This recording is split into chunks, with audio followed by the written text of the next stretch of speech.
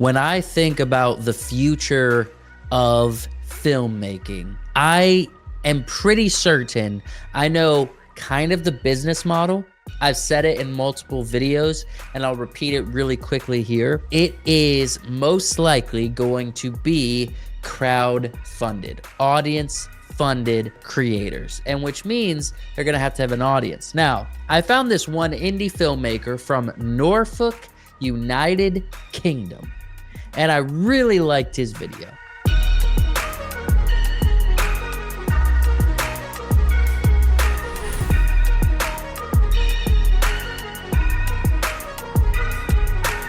So he's raising money to do a short film. I believe it's about a 15-minute film called Lure. I believe he's 22 years old, and he put together a really good trailer here on his fundraiser for explaining who he is, why he wants to do the film, and he's raising money to do this 15-minute short film. He's raising around $10,000, and he's about 46% of the way there. I wanted to watch his video because I think it's really important to look at how other indie filmmakers, especially young ones, especially people that are trying new things, and learn something from them, as well as just enjoy the process and go on this journey with them because they're excited, they're having fun, they're trying to be creative. And I think at the very least, even if you don't give money to a project like this, that you enjoy the film when it does come out, that you enjoy his creativity. So let's watch this video he's posted where he basically is showing us how he faked a boat being out in the middle of the ocean, even during a storm.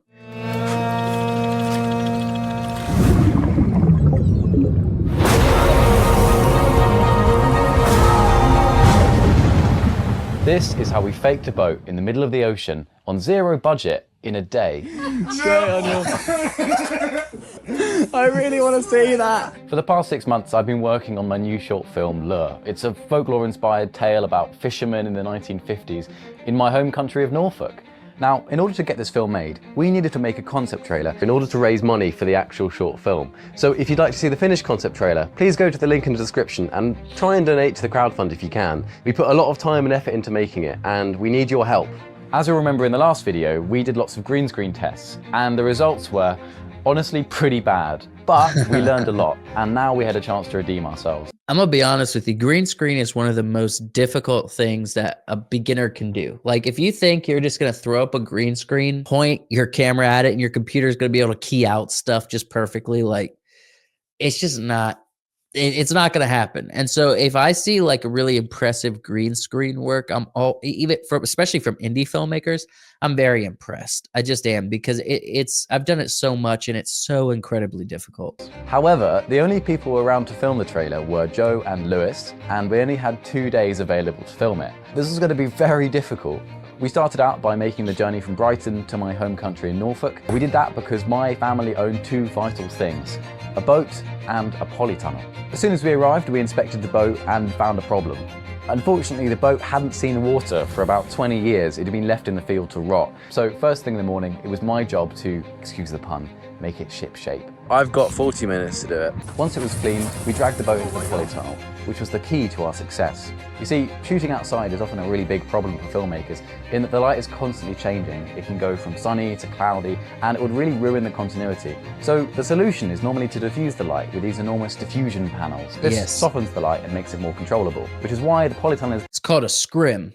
It diffuses or blocks sunlight or giant RA lights. It's called a scrim. Perfect, because it does the exact same thing, but it's even bigger.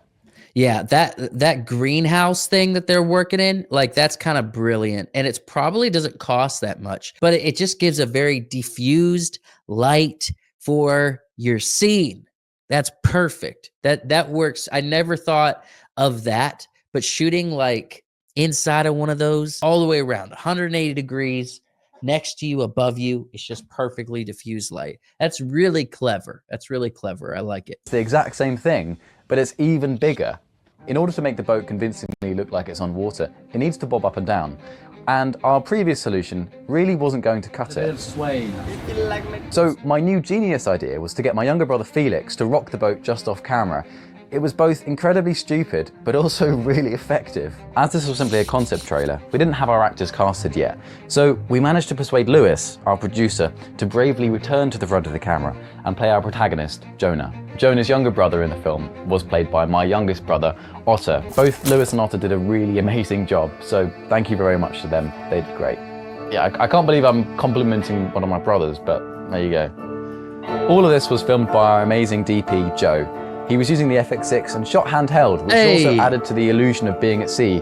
The FX6 Sony. That's a great camera. I love working with that camera. That's a good one. That's freaking delicious. It really gives you some awesome images.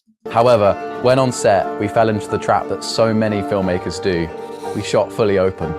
We opened up the aperture to the full amount, which makes everything not in focus super nice and blurry.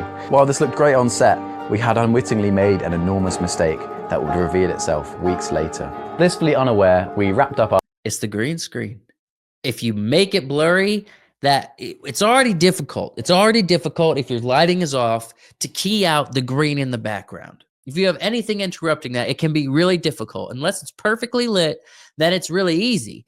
But if you start creating a lot of shallow depth of field in your image and that green is out of focus, then that bleed, it adds so much more to your work and ultimately is not as clean in the end result. So that's what he's referring to. It's a nightmare later in editing because you have out of focus green screen and all the edges that it's trying to key around. Our day shoot and began prepping for the most ambitious scene we'd ever filmed, the storm sequence. I had visualized this in my head for months, creating concept art in Blender for this exact moment. Ooh. And now it was the time to see if it was... Young boy's skills. This 22-year-old, I believe he's 22. He's got Blender knowledge. That's pretty impressive. I've never had the courage to open Blender seriously. That's pretty impressive there. Was actually possible. The rain was achieved by a simple garden hose operated by my mum. Yeah. We deliberately shot it all backlit, and it made a very gentle hose look like a pretty torrential downpour. Now, our initial plan was to continue using the green screen. We got it all set up and shot through the hose, and I suddenly had a thought that actually, I need to check this. I ran down to the house with the SD card, plugged it into my computer, and tried to key it. And lo and behold, it was completely unkeyable. Right. My dad makes ponds for a living, and one of the perks of that is that he has lots of black pond liner lying. Yeah, you can't key water droplets. It makes them disappear. You can't key out a green screen and keep the water. That's just not going to happen. Around. So we took some of that and draped it across the green screen, creating as much of a black void as possible. The solution wasn't perfect, but after color grading, it should be reasonable. Felix was once again on boat rocking duty, my only director's note being, make it as violent as you can. The final element was adding in some crashing waves, which was achieved by filling up as many buckets as possible with water. And I, as the director, of course, had the great pleasure of operating these buckets. And let me tell you, I don't think I've ever had so much fun on set. No!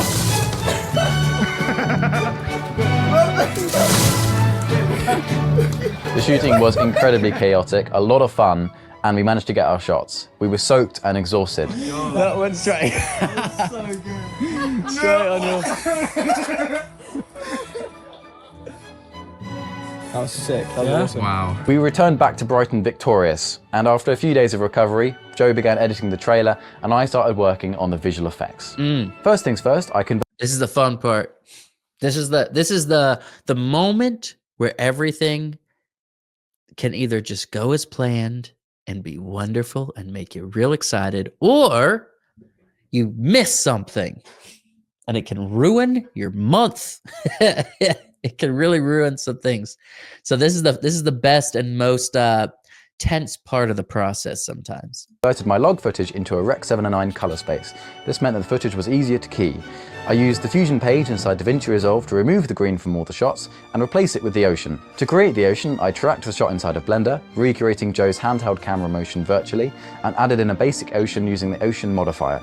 I found a HDRI that roughly matched the lighting on set and used it to light the scene. From there, I rendered out the frames as a .exr. Taking the sequence back into the Fusion page, I placed the sea behind the characters and added a layer lens blur to match the depth of field. Another small technique to add realism was to create a light wrap around the real footage to blend it all together. It was at this point that trying to key very blurry footage was almost impossible. I was able to get a lot of the key, but there were a lot of really weird green fringes. It was very difficult to remove. So in future, always shoot at a higher f-stop when doing green screen. It was the most ambitious VFX that I'd ever attempted, and the results came out quite well. Joe did an amazing job on the edit, and Lewis did a fantastic job doing all the sound design. So thank you guys very much. All right, so I want to take a moment and just take a look at this trailer, man. I want to watch the whole trailer and see what it looks like in its completed form. Does that sound good? There was something out there. I saw it.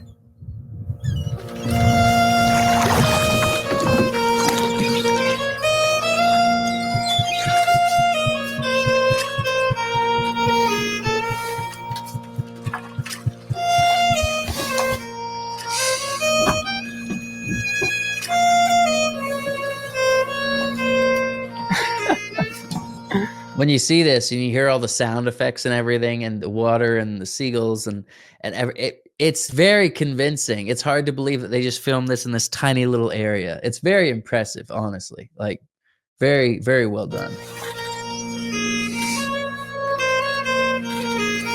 Oh, you can kind of see what he was talking about with that green screen wrap. You know what I mean? You can kind of see it.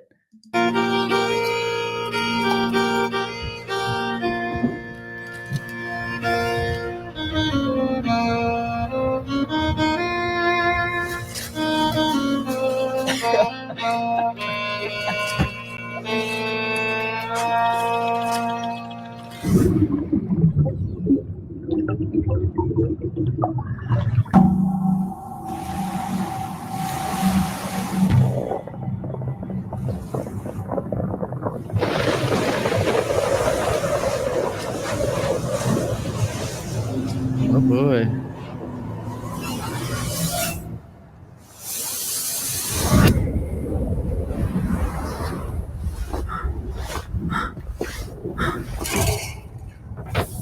This honestly has a bit of a Nolan vibe to it.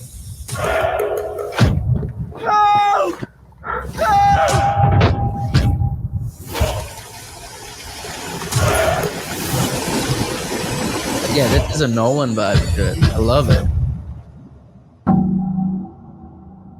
I wish we could go back.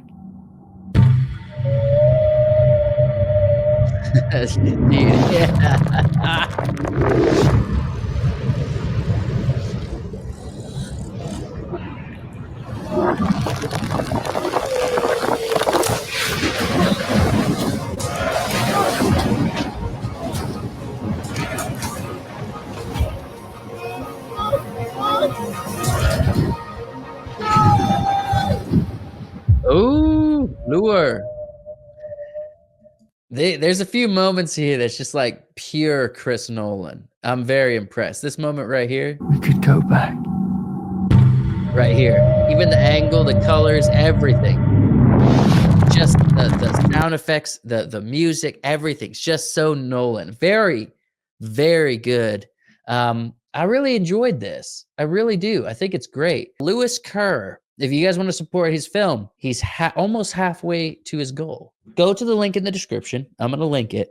Go support him, or at least watch his videos and plan to watch his film when it comes out. And you can watch his full video, his full pitch of why he thinks you should support him and what the story that he's telling is about. I look at this and I'm very encouraged. I just think creators and filmmakers like him who have a lot of ambition, who have a lot of excitement for the craft, who loves what they're pursuing, right, with these short films and this career, and even trying new things like raising money for his film. I think it's really awesome, and I can't say enough good things about it. I think he's got a lot of potential with his work, and I think he has a bright future of creativity ahead of him, especially since, you know, he's doing the crowdfunding thing and he's uploading videos to YouTube. Like that really is the future of filmmaking and cinematography and directing and work in this field. It's going to be crowdfunded. It's going to be audience supported. And so he's really getting a great start,